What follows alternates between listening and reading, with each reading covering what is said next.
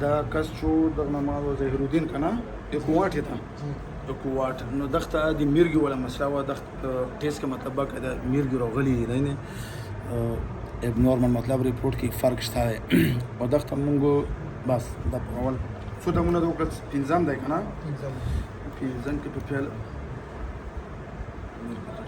تو باندې په دوه باندې راځه کنه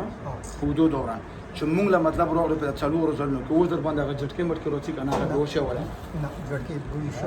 دوشه در باندې راځي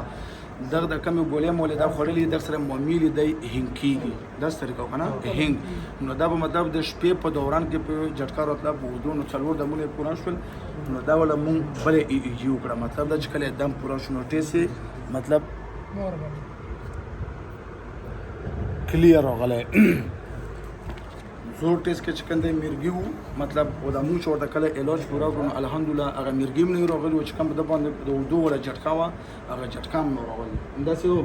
دروي خو نه کو صحیح